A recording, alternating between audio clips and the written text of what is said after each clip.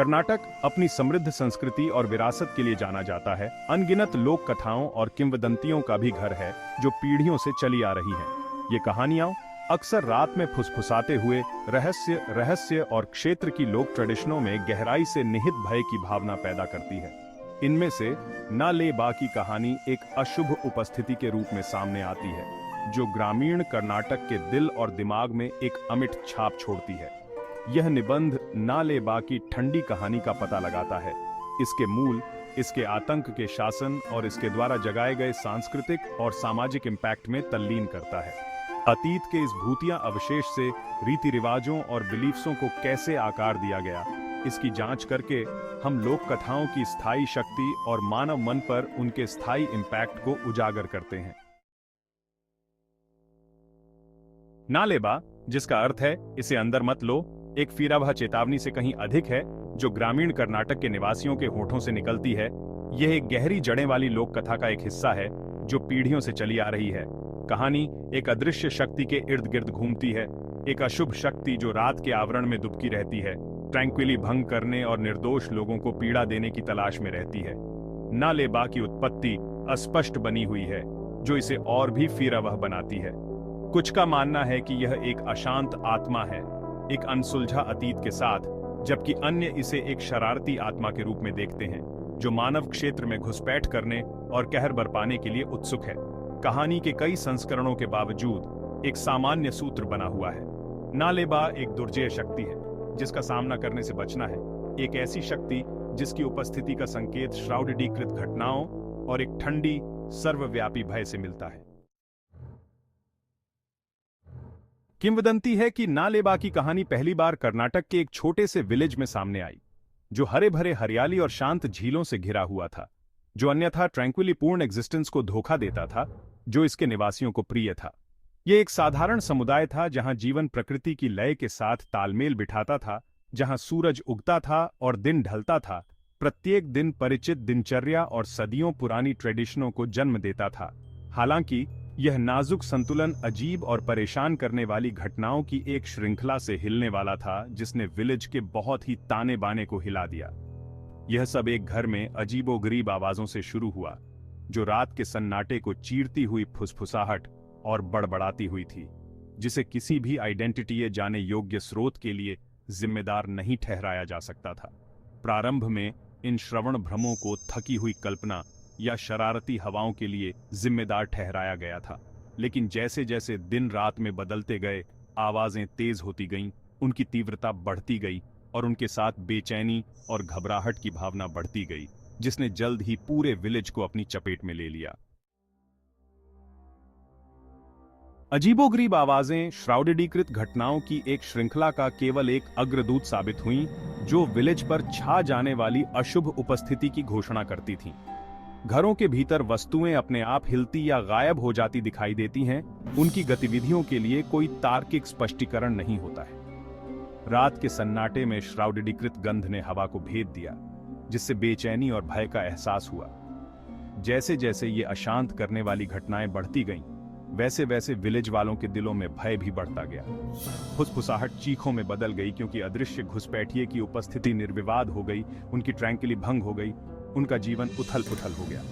एक अदृश्य शक्ति के हाथों अपनी समझ से परे पावरियों द्वारा आक्रमण किए जाने की भावना ने उन्हें अपनी चपेट में ले लिया। भय एक अदृश्य छाया की तरह समुदाय पर छा गया, जिससे उनके जागने के घंटे खराब हो गए और उनकी नींद बुरे सपने में बदल गई। ना ले बा का आतंक विलेज के जीवन के ताने बाने में गहराई से समा गया, जिससे उनकी दिनचर्या बाधित हुई और उनके विश्वास हिल गए। एक बार हंसी और बातचीत से गूंजने वाले खेत अब भारी चुप्पी के साथ थे, क्योंकि ग्रामीण खुले में बाहर निकलने से बचते थे, अपने घरों की झूठी सुरक्षा के लिए खुद को त्याग देते थे। सूरज ढलने के बाद एक बार जीवंत समुदाय एक भूतिया बस्ती में तब्दील हो गया। इसकी गलियां सुनसान हो गईं, इसके घर बंद हो गए और खिड़कियां भय से बंद हो गईं।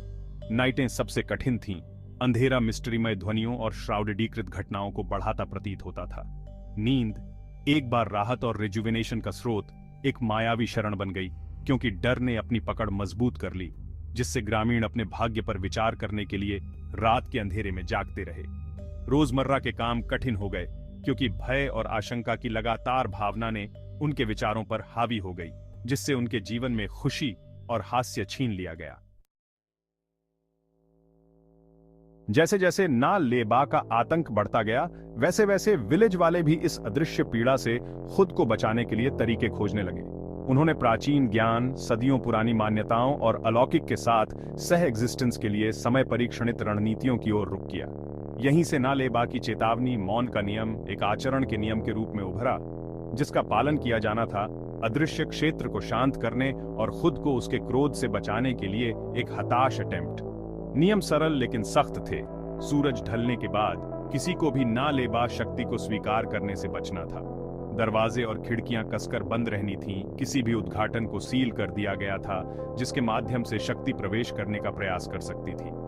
बाहर से आने वाली किसी भी आवाज, चाहे वह कितनी भी फीकी या दूर की क्यों ना हो, को स्वीकार नहीं किया जाना था, क्योंकि ऐसा माना जाता था कि ना लेबा का ध्यान आकर्षित करने और इसके क्रोध को आमंत्रित करने के लिए मौन सुनहरा था, सुरक्षा की ढाल, और विलेज का प्रत्येक सदस्य इसे बनाए रखने के लिए एक पवित्र कर्तव्य महसूस करता था। मौन के नियम के साथ साथ नालेबा शक्ति को दूर भगाने और इसके दुर्भावनापूर्ण इम्पैक्ट से खुद को बचाने के लिए एक और प्रथा सामने आई, अपने घरों की दीवारों पर नालेबा वाक्यांश को लिखना। यह सरल कार्य अंधविश्वास और व्यावहारिकता के मिश्रण से उपजा है, जो सुरक्षा की एक दृश्य और मौखिक घोषणा दोनों के रूप में कार्य करता है। प्रत्येक शाम जैसे ही सूरज ढलता था, ग्रामीण अपने घरों के प्रवेश द्वार पर इकट्ठा होते थे। उनके हाथों में कोयले या चाक के टुकड़े होते थे। उनके चेहरे डिटर्मिनेशन और भय के मिश्रण से सने होते थे। सावधानीपूर्वक और जानबूझकर वे अपने घरों की दीवारों पर ना लेबा शब्द लिखेंगे।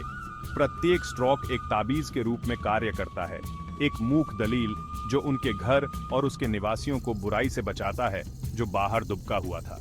यह एक सामूहिक अनुष्ठान, एकता और साझा विश्वास का कार्य था, जिसने उन्हें इस विश्वास के साथ थोड़ा सा आराम दिया कि उन्होंने खुद को अदृश्य खतरे से बचाने के लिए जो कुछ भी संभव था किया है।